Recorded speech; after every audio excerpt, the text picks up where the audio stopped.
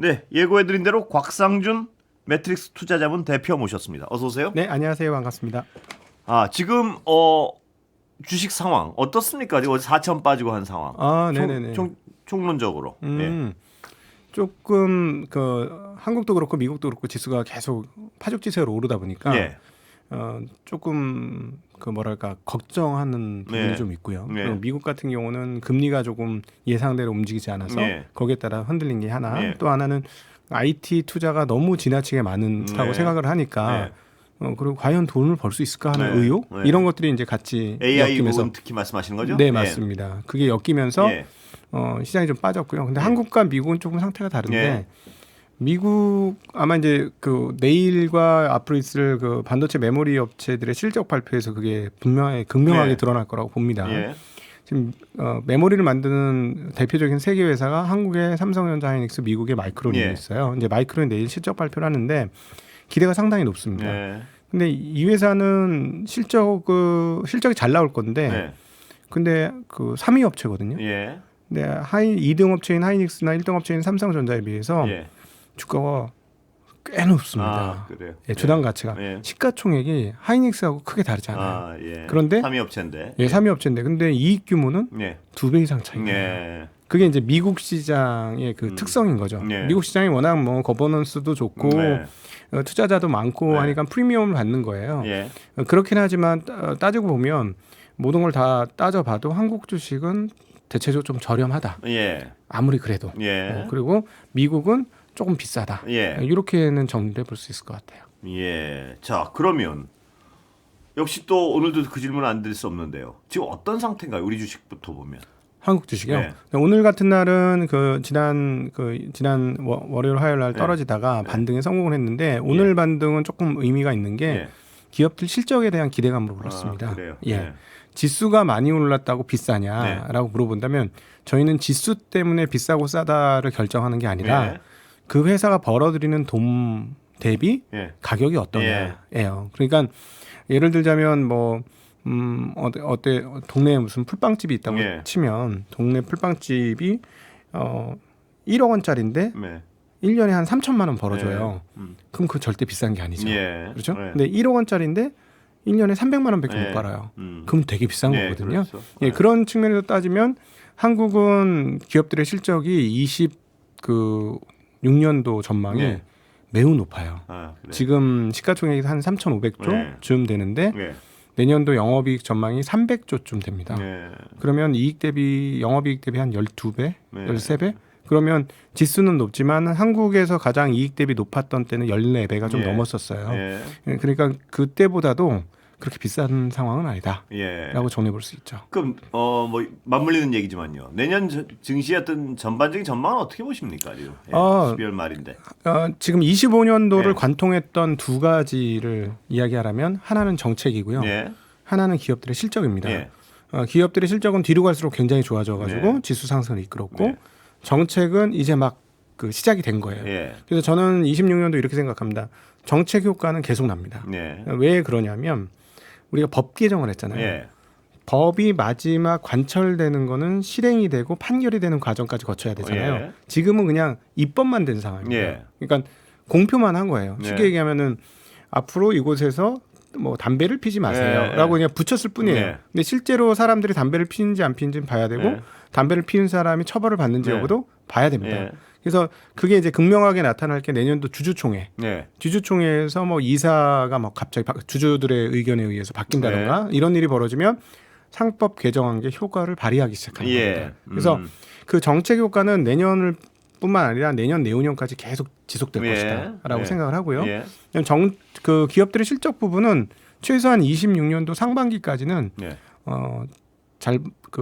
좋을 것 같습니다. 왜냐면 이미 정해져 있어요. 왜냐하면 수주를 다 받아놓은 것들이 꽤 많기 때문에 그 수주대로만 가면 최소한 내년도 반년까지는 나쁘지 않기 때문에 한국 주식시장에 대해서 크게 걱정은 안 하셔도 그런데 내년 되겠다. 22년도 상반기까지는 이미 지금 반영돼 있는 거 아닌가요? 그 그거는? 네, 맞습니다. 예. 그것도 그 아주 후의 전망을 봐야 될 거 아닙니까? 네, 제가 지금 이런 정도로 예. 얘기하는 건 저도 피할 곳을 찾아야 되기 때문에 보수적으로 얘기 드리는데 예. 사실은 26년도 하반기까지도 실적이 다 정리돼 있어요. 아, 그래요? 예, 그래서 26년 예. 하반기까지 문제 없습니다. 실적은. 예. 그러니까 제가 자, 그러면 상반기까지. 대표님 말씀대로 일단 전반적인 상황은 그런데 조심할 건 뭡니까? 변수는? 아, 변수요. 예.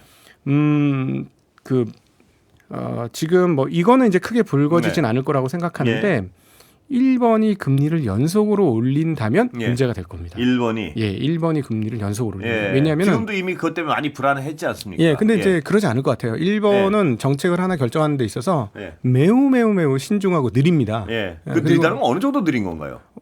금리를 인상을 해야 되는 시점은 이미 많이 지났어요. 예. 근데 작년 8월 달에 금리 인상하고 한번 쇼크를 먹었거든요. 예. 그래서 이번에 이제 한번 또 올리려고 해요. 예. 그러니까 1년이 넘어서 금리를 올려요. 예. 근데 사실은 일본의 인플레이션 상황이라든가 이런 거 보면 벌써 일찌감치 올렸어요. 예. 그리고 앞으로도 계속 여러 번 올렸어야 되거든요. 예. 근데 이것들이 시장에 충격을 줄까 봐 굉장히 조심스럽게 한 발 한 발 뗍니다. 예. 그래서 이번에 금리를 올리고 나서 절대 연속으로 올릴 가능성은 거의 없다고 봐요. 한 1년은 또 넘어갈 것이다. 그 어떤 수순으로 봐서는 1년에 한 번 정도씩 올리지 않을까 싶습니다. 그래서 일부러 지금 계속 신호를 줍니다. 시장에. 우리 이제 금리 올릴 거야라는 그런 신호를 주는 거를 봐서는 많이 안 올릴 건데 만에 하나 이 예상이 틀리고 급하게 금리를 연속으로 올렸다. 그러면 이제 작년도 8월 달에 일어난 것처럼 엔캐리 청산이라는 단어가 부각이 되면서 시장이 깜짝 놀랄 겁니다. 전 세계 시장이요. 네네. 그 엔캐리 청산을 간단하게 설명드리면 N이 금리가 낮아요. 1번 금리가 아주 저금리예요. 그러니까 저금리를 가져다가 빌려 쓰면 부담이 없지 않습니까? 근데 그게 투자를 한다는 말씀이시죠? 그렇습니다. 1번에만 있는 게 아니고 전 세계에 퍼지는데 금리가 올라가면은 이자 돈이 커지니까 갚아야죠. 뺀다 이거죠, 돈을? 돈을 뺍니다. 그걸 청산이라고 부르는 건데 제가 보기에는 그럴 가능성은 실제로는 크지 않고 그거를 일단 1번이 너무 두려워해요. 지난 작년 이후에 화들짝 놀랐거든요. 그래서 그거는 그렇게 급하지 않을 것 같고요. 그다음에 이제 또 하나는 오히려 그 붕괴 앞에서는 거의 그 맞짝처럼 붐이 굉장히 크게 일어납니다. 지금 그 상태가 아니란 말씀이죠. 미국이 조금 붐이 있었습니다만 여기서 이제 크래시가 터지기 직전의 붐이라는 건 보통 이것보다 훨씬 더 강력한 이성이 마비되는 듯한 수준의 붐이 있어요. 모두가 한호할 때. 그렇죠. 열광할 때. 맞습니다. 2006년, 2007년 이럴 때 그랬거든요. 그러니까 그런 정도까지 가려면 멀었는데 이렇게 생각하시면 어떨까요? 내가 너무 행복해 투자를 한 사람이. 그래서 하루에도 20번, 30번씩 내 계좌를 펴봐. 지금 어떻게 됐나? 웃음이 실실 나오고. 위험한 신호입니다. 절대 위험한 신호다. 저도 개인적으로 어렸을 때 많이 경험해봤던 건데요. 잔고가 올라오면 네, 그렇습니다. 그러니까 열광할 때는 정말 위험할 때라는데 이제 학습되지 않았을까요? 모든 사람들이 사람이 그렇게 쉽게 바뀐 존재가 아닙니다. 그래요? 사람은 이제 절대 그런 말씀을 하시면 이제는 내가 좀 열광하고 있네. 내가 괜히 헛웃음이 나오네. 이러면 조심할 거 아닙니까 이제부터는. 사람 지금 안 변하나요? 사람 절대 안 변해요. 절대 안 변하고 아니 그 100년을 통해서 넘게 똑같은 패턴들이 반복되거든요. 그러니까 제가 보기에는 주식시장을 맞이한 거는 한 200~300년밖에 안 됐는데 우리가 수렵 채집한 건 수만 년인 것 같아요. 그래서 그 수렵 채집했을 때 그 습성을 버릴 수가 없습니다. 그 심리적 어떤 그걸 이기지 못할 것이다 인간은. 절대. 한 번도 예외 없이. 그건 안 됩니다. 그러면 거꾸로 지금은 열광할 때가 아니니까요. 지금은 어떤 상태입니까? 보통 투자하는 분들이 좀 시무룩해 있는 상태입니까?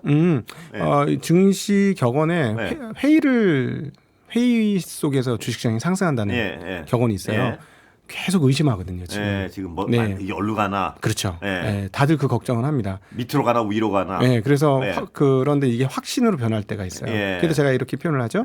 확신을 의심하고 의심을 확신해라. 근데 확신으로 변할 때는 오르는 초기 아닙니까? 그때 들어가면 되는 거 아닌가요? 오르는 초기 벌써 이미 오르는 초기는 아니죠. 다들 많이 올랐죠. 그런데 이거보다 더 올라가면 사람들이 신기하게도 오를수록 위험한 거잖아요. 근데 더 열광해요. 대표적으로 보면 테슬라 같은 경우는 지금 역사적으로 고점이거든요. 근데 과거보다 훨씬 더 열광함이 더 커져 있어요. 신기하게도 사람들은 가격을 보고 판정합니다. 저는 이걸 수렵 채집 사회로 이렇게 대입을 해서 생각을 해보는데 우리가 수렵 채집을 하면서 채집을 할 때 잘 익은 열매를 따먹지 않습니까? 눈에 보기 좋은 거. 눈에 보여야 딴다 이거죠? 눈에 보기 좋고 먹기 좋아 보이는 거. 이거를 따는 거예요. 만약에 설 익은 거를 따면 잘못 먹었다 배탈 나잖아요. 그러니까 사람들의 본성은 지금 현재 눈에 좋은 거에 마음이 갑니다. 어쩔 수 없이. 자기가 알아도. 그렇죠. 근데 주식 시장에서 보기 좋고 먹기 좋은 건 뭐냐면 현재 가격이 막 올라가 있는 거예요. 근데 여기는 그렇게 하면 안 됩니다. 여기는 인간이 만들어내는 새로운 세상이기 때문에 그 전에 오히려 이제 푸사가일 때 이렇게 떨불 때 접근하고 많이 읽으면 남한테 주고 나와야 돼요. 쉽지 않습니다. 근데 그렇군요. 그건 안 변한다는 확신을 하시는군요. 그 어떤 심리는. 두고 보십시오. 어떻게 되는지. 사람 절대 못 변한다. 안 됩니다. 만약에 변하면 이제 저는 제 직업이 없어지지 않을까 싶습니다. 네. 이건 뭐 전혀 다른 얘기지만 직업 말씀하셔서 그런데 앞으로 AI가 투자를 주도하게 되면 거기 감정이 없으니까 이 패턴을 읽고 딱 그렇게 하지 않을까요? 값을 넣어주는 사람이 중요하죠. 이게 저희 전산이라는 게 어디서부터 시작하느냐가 중요하거든요. 그러니까 우리가 이제 컴퓨터 그다음에 AI 뭐 이런 거 할 때 얘네들이 알아서 모든 걸 다 할 수 있다고 생각합니다. 근데 생성형 AI 쪽에서는 그동안에 있었던 데이터를 읽어가지고 그것들을 우리한테 말해줄 수 있어요. 쉽게 얘기하면 저는 이건 걸어다니는 도서관이라고 생각합니다. 도서관 자료가 충분하니까 우리한테 얘기해줄 것도 충분해요. 근데 문제는 뭐냐면 지금 말씀하신 건 예측의 영역이에요. 근데 한번 볼까요? 인간이 예측을 제대로 한 적 있나요? 없습니다. 그러면 AI가 받아들일 데이터 값이 제대로 된 게 없어요. 그렇기 때문에 예측을 제대로 하기는 매우 어렵고요. 반면에 이제 그럼 투자를 잘하는 AI를 만들 수 있지 않느냐? 그거는 투자를 잘하는 사람이 자기의 그 가지고 있는 노하우를 잘 그 AI에다 심으면 꽤나 괜찮은 AI 투자 툴이 나올 수는 있을 것 같아요. 그거는 가능할 것 같습니다. 그러나 미래를 예측한다? 안 됩니다. 왜냐하면 사람이 제대로 미래를 예측한 적이 없기 때문에 우리는 정확한 데이터 그 예측에 대한 데이터 값을 AI한테 넣어줄 수 없어요. 그렇습니다. 자, 국민연금이요. 국내 투자드려야 된다. 이 부분은 어떻게 생각하십니까? 일단 저는 여기 이제 그 여러 가지 생각이 많이 드는데 국민연금이 그동안 여러 뭐 그 투자 집단 중에서 투자 성적이 가장 좋아요. 그래서 저는 개인적으로는 국민연금이 투자를 어떻게 하는지는 개입은 안 하는 게 좋다고 생각합니다. 워낙 잘했기 때문에. 그러니까 우리가 표현하면 선수인데 그 사람이 최고 선수인데 괜히 여기 가서 뭐 왈과 알바할 필요 없다. 하던 대로 하게 하는 게 제일 좋다. 단 설득은 조금 시킬 필요가 있을 것 같아요. 왜냐하면 지금 한국 시장이 올해 한 60% 넘게 올라오면서 국민연금의 한국 주식 비중이 완전히 올라왔어요. 그래서 오히려 줄여야 됩니다. 근데 지금 뭐 한국 주식이 엄청나게 고평가냐? 그거 아니거든요. 근데 한국 주식은 괜찮기 때문에 더 들어와야 된다. 근데 여기서 팔게 되면 너무 큰 연못의 고래거든요. 1,500조가 넘지 않습니까? 한국 주식시장 3,000조 시장인데 그렇게 큰 손이 들어와 있으니까 팔면 사실은 좋아야 될 시장조차도 흔들릴 수 있어요. 그래서 그 부분에 대해서는 조금 그 비율에 대해서 조금 설득할 필요는 있다. 추가적으로 투자는 안 하더라도. 그리고 저는 그것보다 더 우선되는 게 하나 있어요. 혹시 대통령님이 이 방송 들으시나요? 저 이 얘기 정말 꼭 하고 들으시는지 안 들으시는지 저희 알 수 없죠. 꼭 하고 싶은 얘기가 하나 있는데 지금 대통령님 나오셔가지고 국민연금하고도 얘기하고 뭐 여기저기 막 얘기하잖아요. 그래서 어떤 식으로든지 한국의 자본시장을 좀 건전하게 만들고 생산적 금융으로 만들려고 노력하시는 거 저희는 너무 감사한데 저희가 지름길을 하나 말씀드리고 싶어요. 뭔가요? 그러니까 국민연금에도 얘기하고 저기도 얘기하고 하는데 진짜 한국의 자본시장을 바꿀 수 있는 최단 지름길은 거래소를 바꾸면 됩니다. 거래소라는 걸 우리가 조금 쉽게 한원에서 얘기해 보면 일종의 백화점 같은 거예요. 그런데 미국의 거래소들은 빠릿빠릿 일을 잘해요. 그래서 상품 관리를 너무 잘합니다. 나스닥은 나스닥대로 잘하고 뉴욕 지수는 뉴욕 지수대로 아주 관리를 잘해요. 그러니까 조금 이 방송에 맞는 말인지 모르겠지만 물 관리를 굉장히 잘하는 거죠. 상품 관리를 굉장히 잘합니다. 근데 한국 같은 경우는 뭐냐면 싸긴 싼데 싼 제품 중에 썩은 놈들이 너무 많은 거예요. 썩은 놈들이 너무 많으니까 사람들이 들어갔다가 가끔 좋은 걸 얻지만 가끔씩 또 나쁜 썩은 것들을 잡는 거예요. 그러니까 막 환멸을 느끼는 거죠. 그래서 나 여기 못 있겠다 하고 좀 비싸지만 미국 백화점 가면 신선하고 좋은 게 있다. 이러고 제품이 좋더라고. 그러니까 다 그쪽으로 가는 거예요. 비싸도 그쪽으로 가겠다. 비싼 거 아는데 그러니까 상장 요건은 강화해야 된다 이 말씀이신가요? 상장 요건 강화하고 퇴출 요건도 좀 강화해야 됩니다. 쉽게 하고 퇴출을 좀 잘해야 됩니다. 잘하고. 참 간단하게 말씀드릴까요? 이번 장 오기 전에 올라오기 전에가 작년도 연말 지수가 2,300이 안 됐어요. 그런데 2007년도 장 좋을 때도 2,000포인트 갔거든요. 똑같잖아요. 20년 가까이 동안 지수가 오른 게 없습니다. 그럼 시가총액도 똑같아야 되지 않을까요? 시가총액은 2배가 훨씬 넘게 늘었어요. 그러니까 마구잡이로 기업들을 받아들인 거예요. 그러니까 한국은 시간이 다 돼버렸어요. 네. 증권 거래소를 바꿔야 된다. 제발 이걸 바꾸는 게 빠릅니다. 다음에 한번 또 듣겠습니다. 그 부분.